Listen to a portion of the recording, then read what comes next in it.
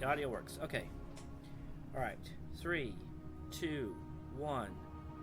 Hello everyone, and welcome to my video. Today I wanted to show you how to do the Tour of the Galaxy in a very easy way.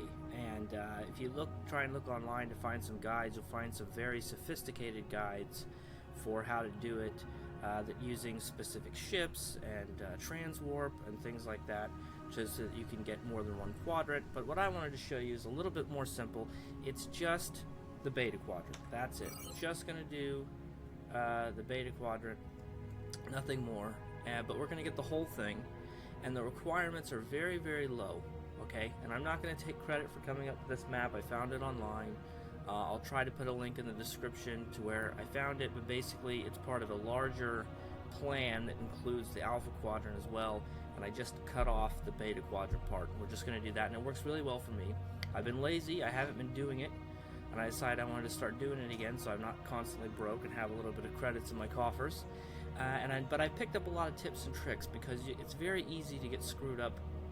It's very easy to make a mistake, and if you make a mistake, it may cost you that last planet. We're going to start here at the Gamma Edron, and we're going to end up at the Trellius system. And we're going to make a big loop. We're going to come up and around and down, and then we're going to come back over here and hit the Synnax system, and then we're going to come up here, go through Iconia, come all the way up here, get the top part, come down all the way through Risa, come back up again, then down again, and then finally end up at Trellius. And it seems like a really weird path, but it works really great, and you don't need a lot to do this. You don't need special ships, you don't need transwarp or anything. You get about 600,000 credits for 15 minutes of work. All you really need is the Obelisk warp core. That's it, and you can get this for free. Okay, and the important thing on here is 50% recharge time reduction to slipstream drive. That's the key thing here. And if you don't have that, or you missed it, you didn't do it, or whatever, you come to the Solanae here, and its Sphere of Influence is the first mission in that chain. And you look down here, and you'll see that it is one of the rewards. So you're going to want to pick that up. Another option is, if you don't want to go back and replay the mission, you can go to the exchange and look for a warp core that has SSR, which is slipstream reduction. But this one's really good. It has maximum warp 12.8, and it has the slipstream reduction. So that's really all you need. So you go get that for free, and then you want to come to the Gamma Edron system. And I'm going to just do the whole thing in this video and finish it and show you my fail-proof method for getting through it without making any mistakes, because there are a couple of tips and tricks. If you look at your map, you'll see that whenever you have a mission that requires you to go somewhere, it's going to have one of these circles around it. A white circle here. Let's go ahead and zoom in. You can see I have this one right here telling me this is where I need to go. And as soon as you pick up the quest, I keep calling it a quest, as soon as you pick up the mission to do Tour of the Galaxy, you're going to get a whole bunch of these all over the screen for everywhere you need to go, and you might accidentally get them mixed up. Which ones are part of Tour of the Galaxy and which ones do I have from other missions? Well, as soon as you get the chance, we're going to switch it to primary, make primary, and that's going to make only the Tour of the Galaxy ones gold or yellow color, whatever you want to call it, and that way we'll be able to easily distinguish the ones we have to go to. Another thing is, we're basically going to be doing a lot of this from the map, and when your ship is coming up here, depending on whether you're going at warp speed or whether your slipstream is going to depend on when you were going to click the button. Because what happens is, if I click, let's say I have the map open right here, and let's say I wanted to go here, I don't, but let's just say I did. I click on it, it brings up a confirm screen. Plot a course to the Danacia system, and up until the point where I actually click OK, I'm going to stay on my previous course. So if I was heading, let's say, if I was already on a course to the Nopata system, and my ship was traveling there, but then I open the map and I click here, I'm still on my way to to the Napata system, and I won't actually change course until I hit the OK button. But we want to bring this dialog up as early as possible, because what can happen is we want to bring it up early, and then we want to wait for a very particular moment to click the OK button, and that the moment we're waiting for is going to depend on which speed we're going at, whether we're going at warp speed or whether we're going at slipstream speed. And the reason for that is because there's patrols and stuff like that, or it'll ask you if you want to enter orbit for a planet. And if you're a little bit haphazard about it, you'll be going along and you'll open up the map and you'll hit the button, but oh wait, in the time it took you to move the mouse over, a thing popped up to ask you if you want to do a patrol. You click the button and now you're dropping out of warp, going into a patrol. The timer is still ticking. You try to leave, but it's too late. You've already lost 2 or 3 planets. Now you're in a bad mood. You want to throw your computer out the window. So if you just do what I do, when I actually go to do it, you will never have that problem. So we're going to do it in a very particular way. We're going to bring this up early, and then we're going to watch on the map. And we can watch it here, or we can watch it here. I'll probably watch it up here in the corner. It's what I usually do. And you're going to be watching up in the upper right corner of your screen on the map there. And let's pretend my mouse cursor is the ship. If I'm going at slipstream speed, we're going to wait until the nose of my ship has just gone into the circle, and then we're going to hit the OK button. Because we're going so fast, we need more room to turn. We want to just go right next to the planet without actually bumping into it. But if we're going at regular warp speed, we want to wait until the ass end of the ship is just inside the circle and then click it, because we don't need as much room. We're not going as fast. But in both cases, we want to just go right next to it, just right there, like we're in a crowded elevator, but not actually hit it. And then we'll start, changing directions to go to whatever the next planet is that we're trying to go to.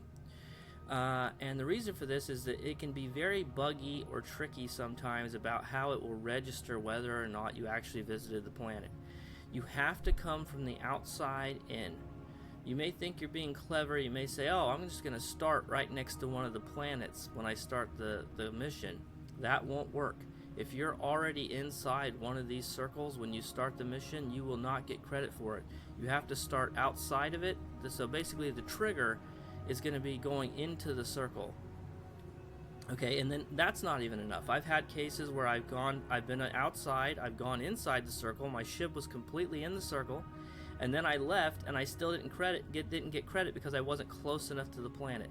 So that's everything we're trying to do here, is we want to make sure we're on our very first planet, Gamma Edron. We're going to back away a little bit, and I'm going to show you about how far I go back. I'm a little bit overcautious on that. You do not want to start inside the circle. If you start inside the circle, you have to hit reverse to get out of it. It wastes a bunch of time, but going forward is pretty fast. So we'll pretend that this is Gamma Edron. We're going to come back here.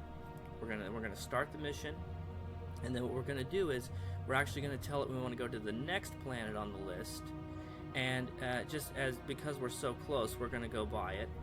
And then when we're already en route to the next planet, we're going to bring up the dialogue for the one after that. So it's sort of a leapfrog thing. As we're en route for one, we're bringing up the dialogue for the next one, then we wait until our trigger, then we hit the confirm button, and then when we're en route to that one, we bring up the confirm dialogue for the next one, and then wait. So it's always, we're always planning ahead to the next system. And if you do it that way, and you're clicking the button when you're going into these circles, you're never going to accidentally get a pop-up for a patrol or something like that, and you're always going to get to go where you need to go. You're never going to make any mistakes, and you're never going to miss the planet by not getting close enough to it or something weird like that. You'll get credit every time. I've done it dozens of times now using this system, and I've gotten the entire map every time.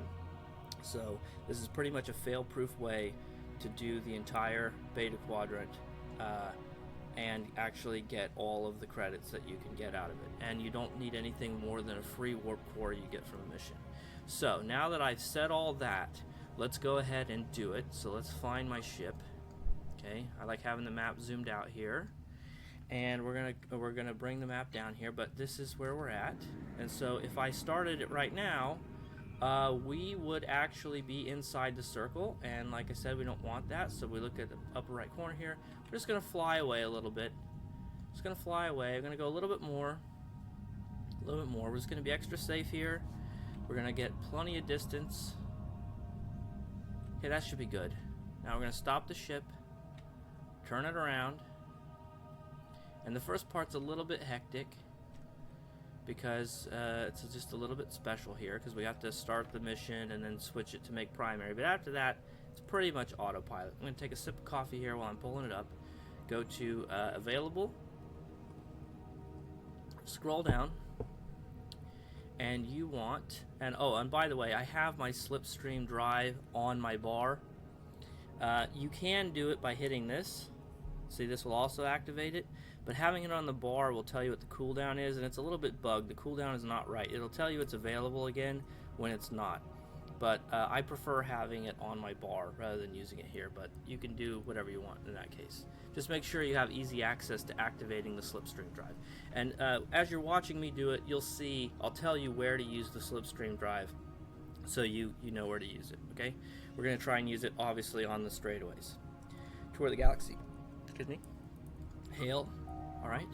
But now, I haven't gotten my thing yet, so this is the one that's tricky. We're going to have to go without knowing where we're going. This is the only time where we're going to go without actually having a plot course. Except, bam, and we start off. Full power. You can see we're outside the circle. Now I want to plot a course here, because I know that's the next one. Boom, we get credit for it, 25,000. Now what we want to do is open up Tour the Galaxy, make primary, close that. Now you can see they're all gold.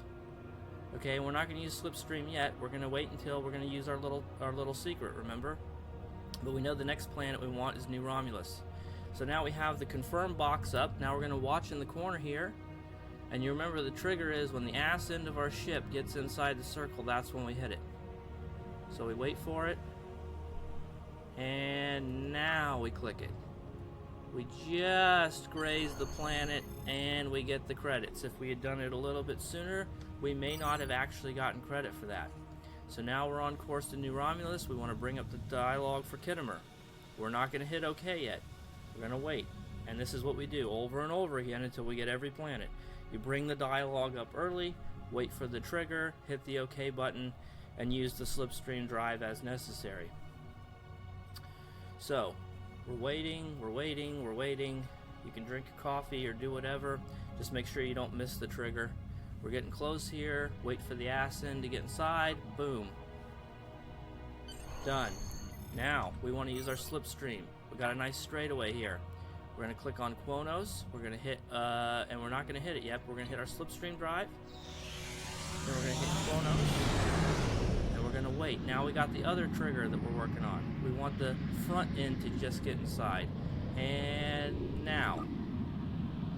So we graze the planet. We don't hit it, but we still get credit. My ship's bugging out here. It's like wobbling up and down. This should get us just here, but bring this one up. Wait for it. We should die out right here. So I knew. Now ordinarily my Slipstream would have ended before I got there because I hit it a little bit later than I ordinarily would because I was talking. But usually if you do the Slipstream right when you're on that straightaway, you'll fall out just as you get there. So we were still in Slipstream a few extra seconds and I hit the planet, but ordinarily that wouldn't happen. So now we're on course here to the Senac system. See, here's these dialogues that pop up. You don't want to accidentally get these. So but we have plenty of time to fix it. So we're gonna go ahead and get this locked in and wait for our trigger again.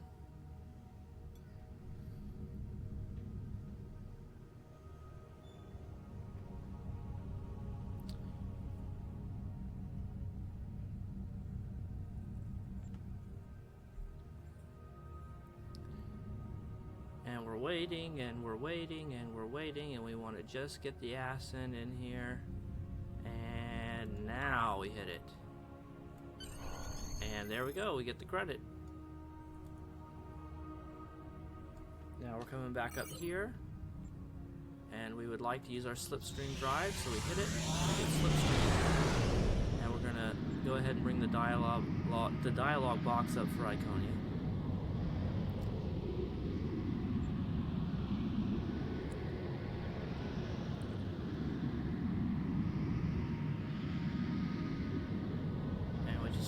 just wait here. And you can see the other dialog box. This is a good opportunity to see what's going on here. You saw that we had a dialog box come up, but it came up underneath the confirm dialog box. See, that's what I'm talking about here. What I was getting at. You may have been like, why is he going on and on about these dialog boxes? Well, one accident can really screw you over. But these confirmed dialog boxes seem to have priority. So it will be, when the other ones randomly show up, like, hey, do you want to do a patrol? Like this right here. It's going to show up underneath our confirm box, which is really, really nice. We want that. We want it to show up underneath, so that when we go to click, we're clicking the right thing and not the wrong one. You can see this is the one from earlier, that white one for the IASIA system, whatever it was. So we don't want that, right? We don't want that. We gotta confirm here. We're only doing the gold ones. Wait until we get our butt in here, and now click it. Come around, and we get the credits. On track, and we should be about ready to use our slipstream here again. As soon as that's up, we click it. Boom. And we're gonna confirm for the Alenia system. I apologize if I'm not pronouncing all these names correctly. And we're going to be going at slipstream, so we just want the nose end to get in, and then we hit it. So we're going so fast.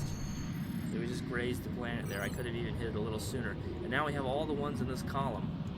And when you start getting the columns and rows filled in, you'll actually get bonuses.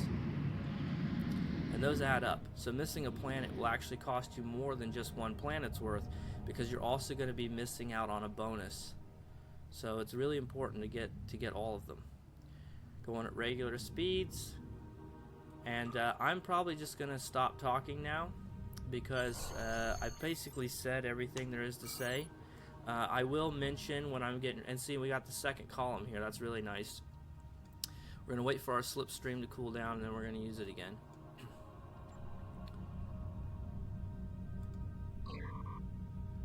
But yeah.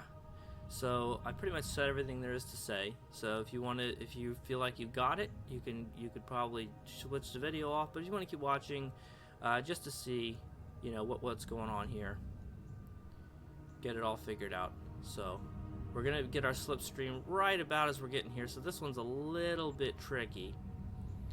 But you always, when given the choice, you want to activate slipstream first before doing the dialog boxes.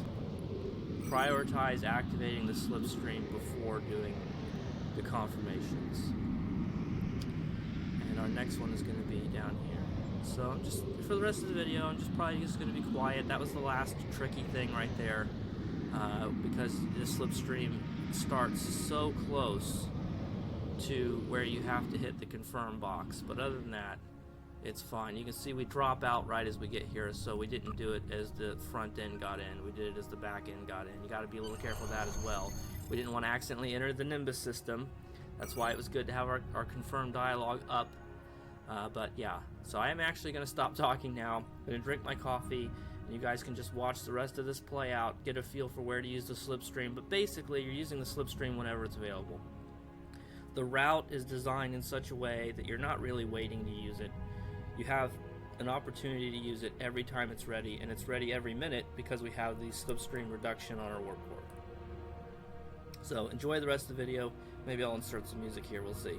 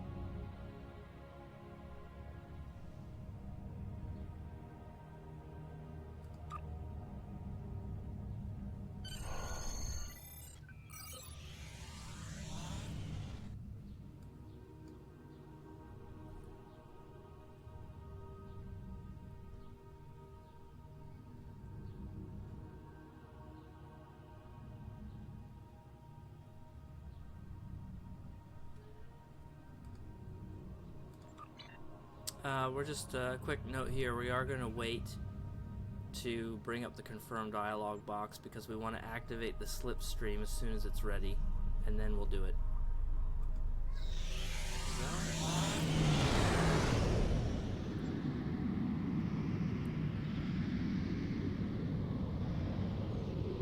And you may have noticed there's a little bit of trickiness going on around that whole earlier. As you're coming down here, there's a little bit of a turn. See, here's that bonus. As you're coming down here, you don't ever, that's another thing, you never want to use the slipstream drive if you're in the process of turning. Only use it when you're going straight already. So if you're about to turn for any reason, wait until you're going in a straight line before you use it, because you turn really slowly in slipstream and it'll screw you up.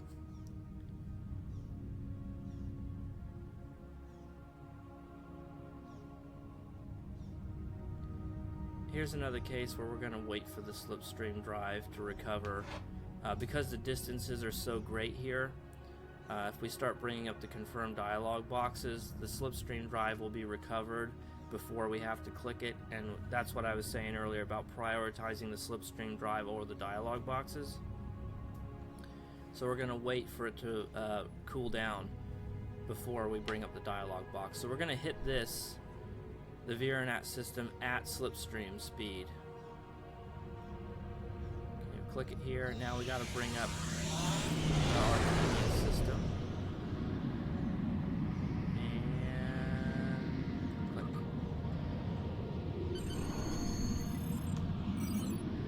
And we're probably going to have at least 30 seconds left over at the end of this as well.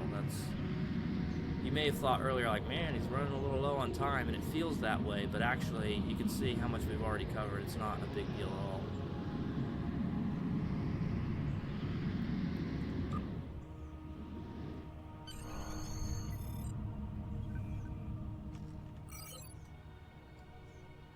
So you may not have chosen the sector speed boost in your skills. That's something that would be nice to have if you didn't pick that, but there is a little time left over, sometimes as much as a minute for me. So if you don't have that, I think you can still do it. I haven't tried it on a character that didn't have that upgrade, but I'll show you what that is when we're finished here. That's one of the things you select early on when you're doing the skills. You're putting your skill points in for space.